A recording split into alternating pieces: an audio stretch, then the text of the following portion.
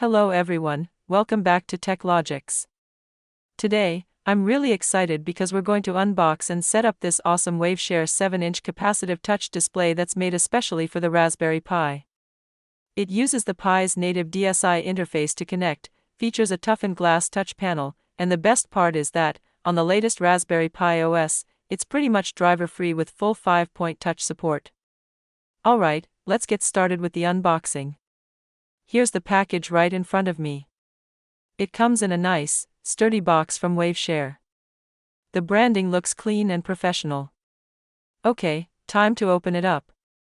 Inside the box, we've got a short DSI ribbon cable.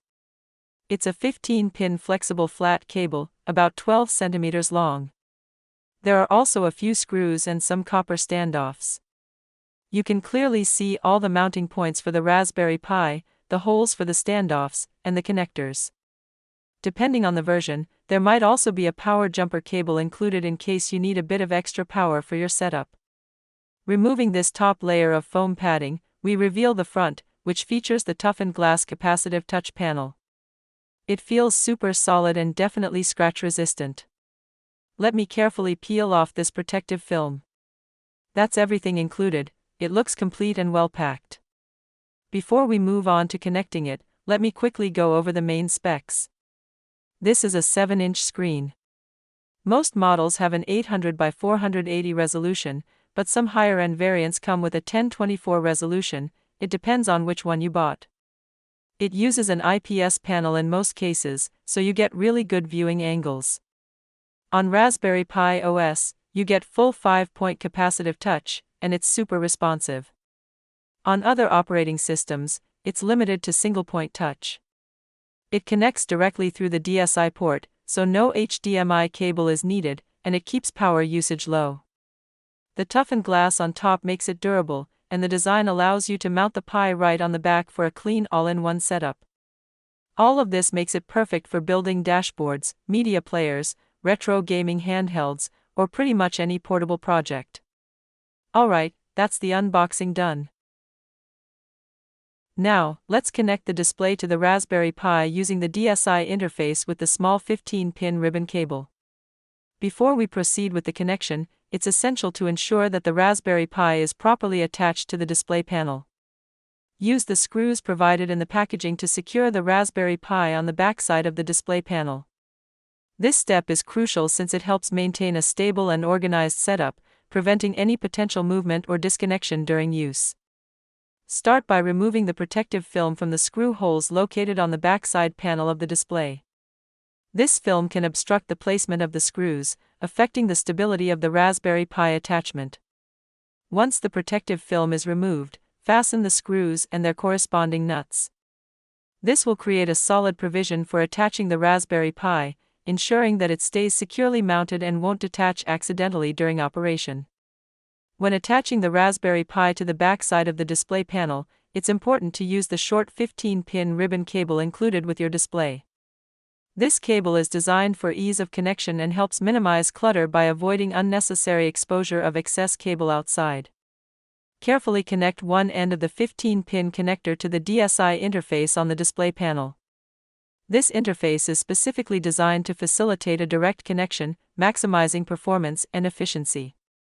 Make sure to align the notch on the connector with the corresponding slot in the DSI interface. Once aligned, push the connector in and press down firmly to securely engage it. This action ensures proper contact with the pins, allowing for seamless data transfer between the display and the Raspberry Pi. Following these steps will help ensure a smooth setup for your display, setting the stage for an exciting project ahead. Now, attach the Raspberry Pi to the backside of the display panel by aligning it with the designated mounting points, ensuring that all components fit snugly together. Carefully position the Raspberry Pi so that the screw holes are aligned with those on the display panel. Once properly aligned, take the screws provided in the package and insert them into the screw holes, ensuring not to over-tighten, as this can damage the board. As you fasten the screws, make sure they are securely tightened to create a solid attachment between the Raspberry Pi and the display panel, which will provide stability during operation. For visual guidance, refer to the accompanying video, which demonstrates the exact steps and highlights any crucial alignment or fastening techniques you should follow for optimal results.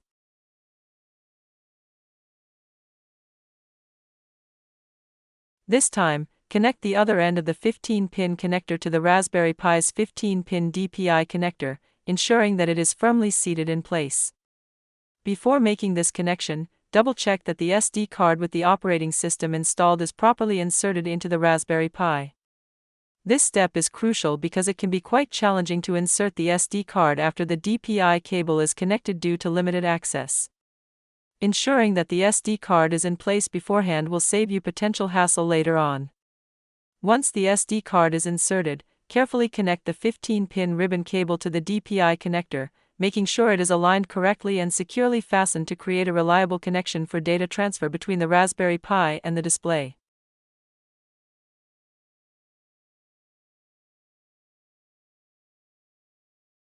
The final connection involves powering the display by using the provided DC power cable.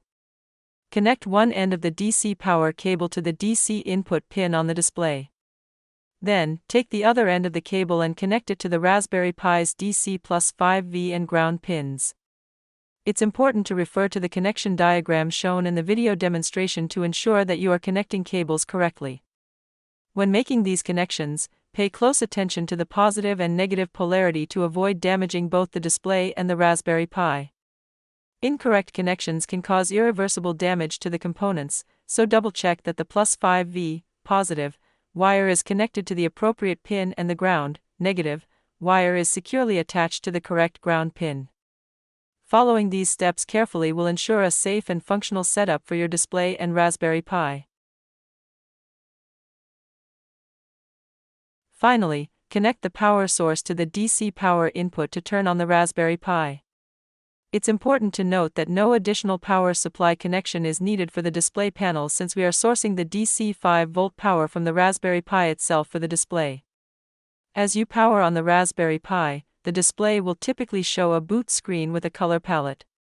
However, if the display keeps rebooting and continuously shows the color palette, this may indicate a power issue. This problem often arises when the power supply connected to the Raspberry Pi is not sufficient to support both the Raspberry Pi and the display panel.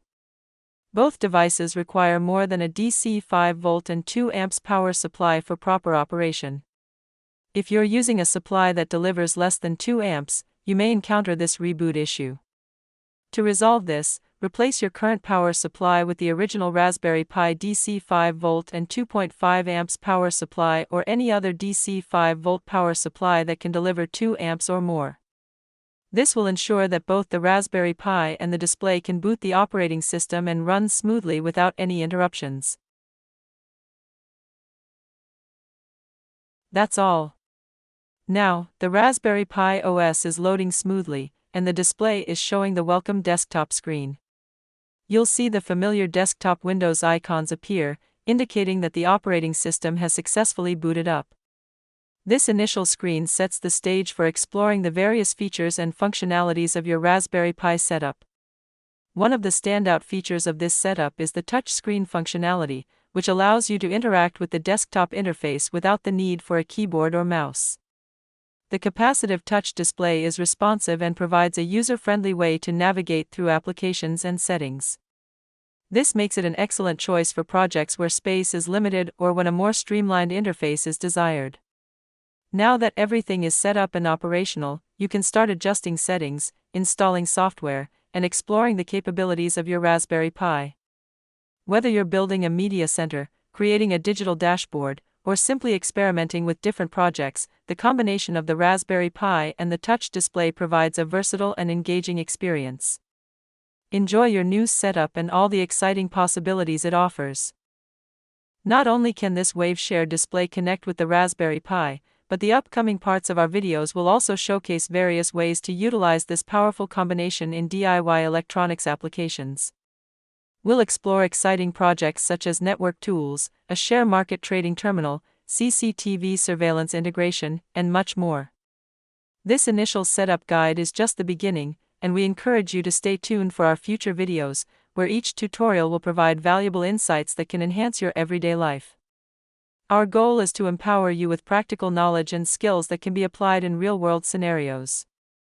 Whether you're a hobbyist looking to experiment with new technology or someone seeking to implement these tools in professional settings, we're confident that you'll find something beneficial in each of our videos.